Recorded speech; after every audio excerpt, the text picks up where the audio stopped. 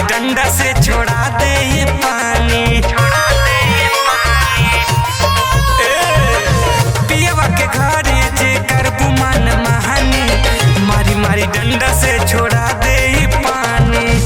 ऐसे कहा पूजे बाटे ना बस के, ऐसे कहा पूजे बाटे ना बस के।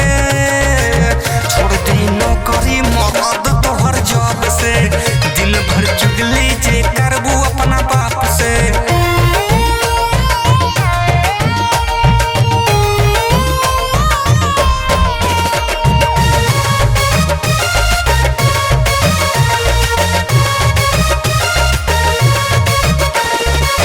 भीम सुरेश कहे बात सब सच बा, पहले भाई